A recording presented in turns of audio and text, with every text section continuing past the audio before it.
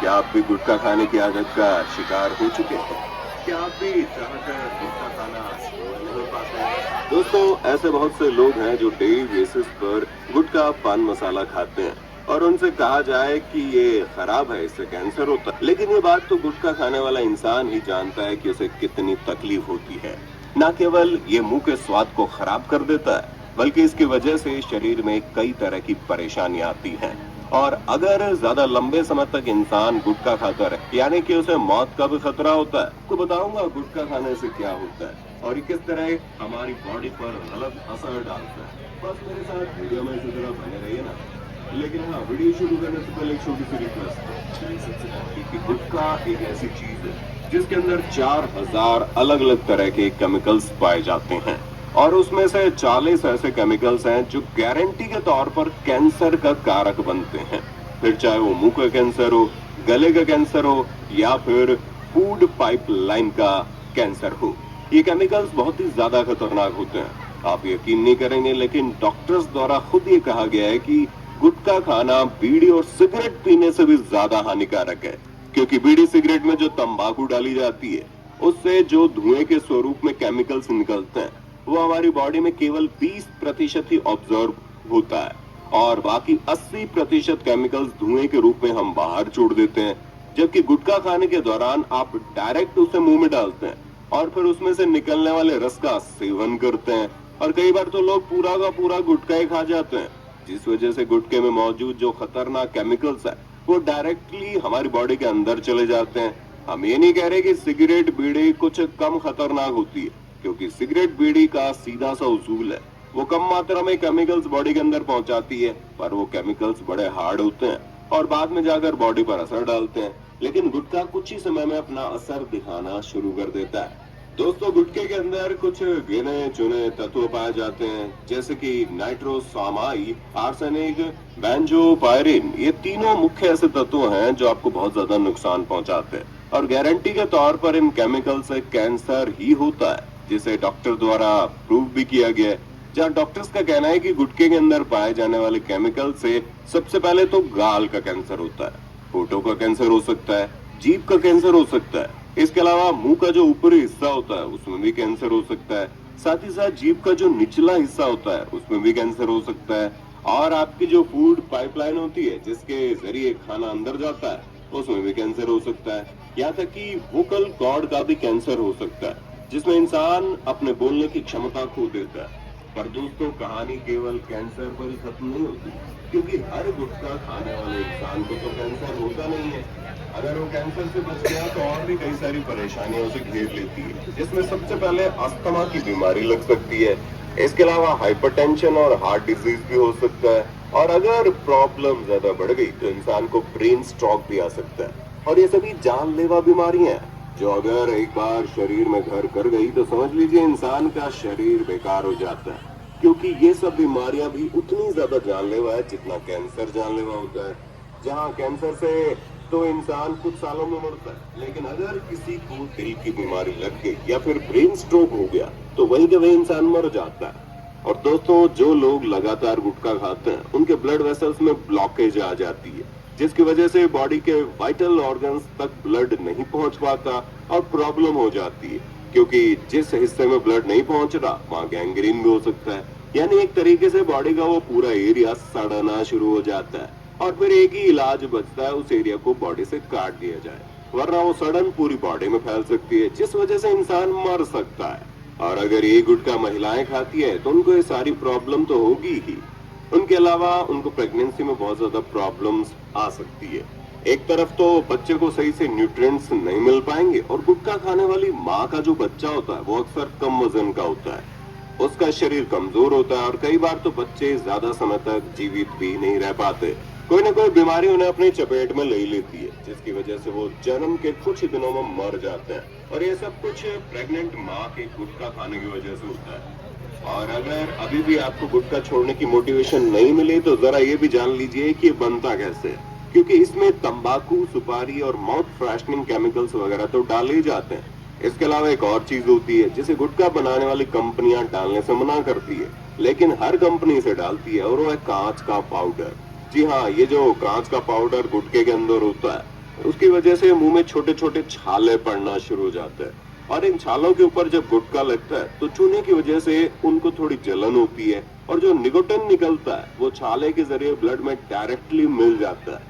इसकी वजह से लोगों को जब छोटे छोटे इलेक्ट्रिक शॉक दिए जाते हैं तो जैसा महसूस होता है वैसे ही उन्हें दिमाग के अंदर महसूस होता है। वही चीज इन्हें मजेदार लगती है। लोग गुटखा खाने के बाद बहुत ज्यादा रिलैक्स फील करते हैं, उन्हें एनर्जी महसूस होती है और ये सब इसी कांच के पाउडर के कारण होता है जो हमारे लिए बहुत ही ज्यादा खतरनाक है। और ये कांच का पाउडर लोगों को गुटखा खाने का आदी भी बना देता है जिसकी वजह से लोगों को इसका नशा हो जाता है और वो खाए बिना रह नहीं पाते। दोस्तों, आपको गुटखे की असलियत तो पता चल गई ना कि ये कितना खतरनाक है, नुकसान कितना पहुंचाता है हमें।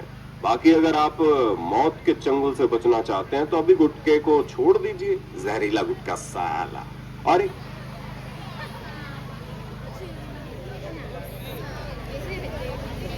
साथ जो प्रॉब्लम है वो इंटरनेट यूज़ करने से हुई है। मोबाइल और ये आईफोन आईपैड जो हम यूज़ करते हैं, हमारे बच्चे बहुत ज़्यादा कसरत से यूज़ करते हैं। इस वजह से इस बच्ची के मेंटली इसको प्रॉब्लम हुआ है और जो ये प्रॉब्लम हुआ है इसको, उसमें ये जो डॉक्टर हैं उन्होंने ये बताया है और वो जो लेडी ने जो ये बात बताई है वो मैं आपको भी वो ऑडियो भी सेंड कर देती हूँ। और प्लीज़ अपने बच्चों को नेट से आईपैड से प्लीज़ दूर रखें, मोबाइल से। ये बहुत ही खतरनाक है और ये किस तरह से उस बच्ची के दिमाग को डैमेज कर दिया है और उसकी ऐसी हालत हो गई है। तो लिहाजा ये प्लीज़ और भी जितनी जगह हो सके इस वीडियो को सेंड करें आप प्लीज़। गुड आफ्टरनून, नमस्ते। तो ये जो देखा है आप उनसे क्या शिक्षा लिया? गुटखा खाना नहीं है, और आप लोग खाते हैं यहाँ? कितने लोगों ने खाते हैं? जो खाते हैं, और ये जो दिखा है ना, बीमारी तरह तरह का कैंसर बीमार होता है, ये हो जाएगा। इसीलिए आप लोगों को मैं अभी ब्रह्मा कुमारी ईश्वरीय विश्वविद्यालय में मेडिटेशन सिखाएंगे। आप लोग थोड़ा आराम से बैठिए, सभी कमर सीधा होके बैठिए, से सिर, बैकबोन सीधा और सिर ऊपर उठा कर।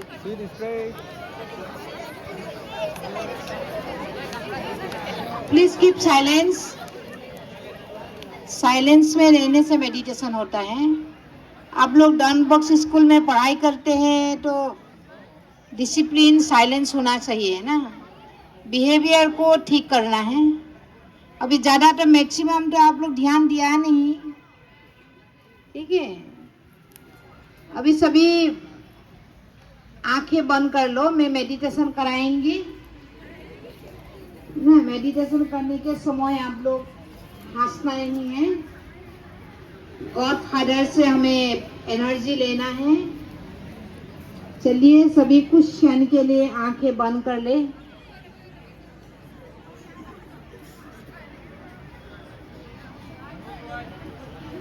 चलिए कुछ क्षण के लिए हमें एक इनर जर्नी की ओर जाएंगे। स्वयं को महसूस करना, मैं एक एनर्जी हूँ, I am light, I am energy, I am peaceful energy. Keep silence please. मैं एक प्योर एनर्जी हूँ,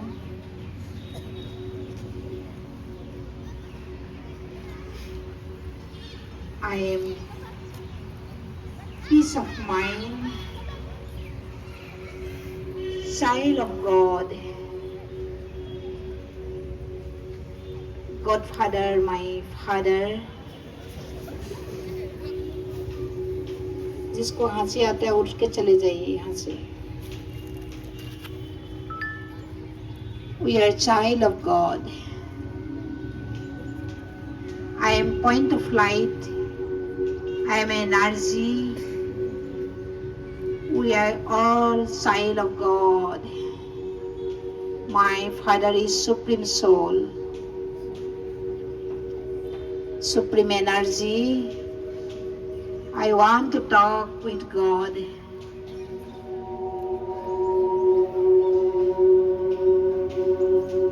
I am point of star situated in my forehead. My God is beyond the sky.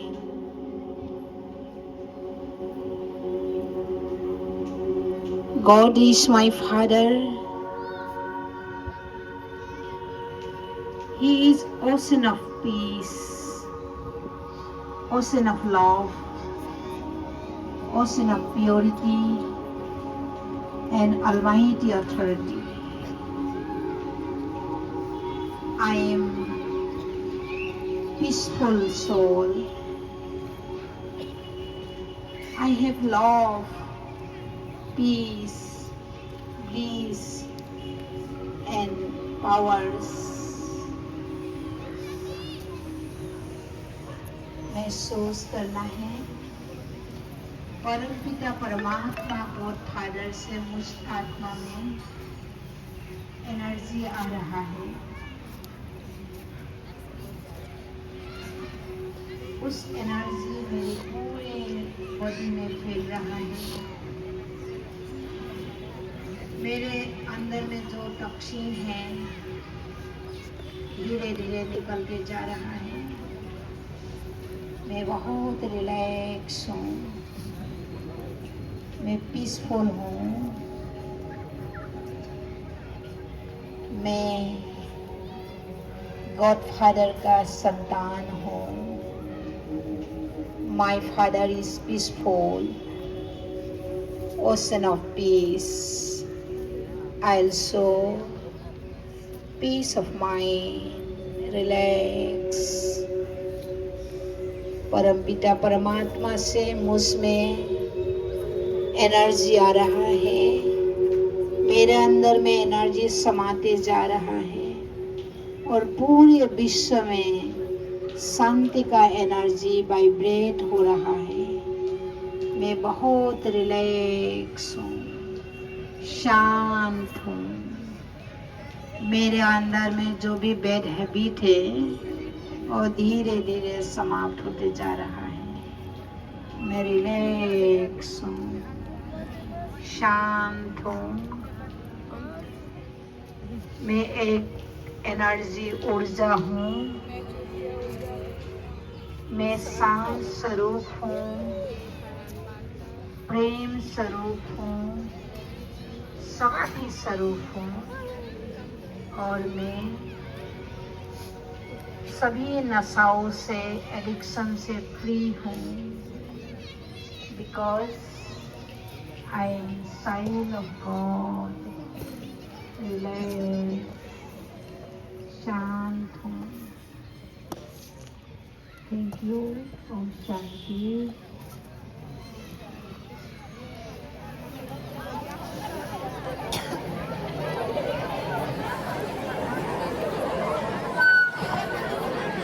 तो एक बार खड़ा हो जाइए, मैं तो देखूं कैसा लगा।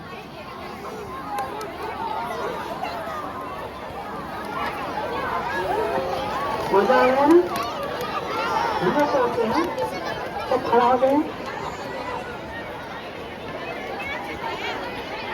अभी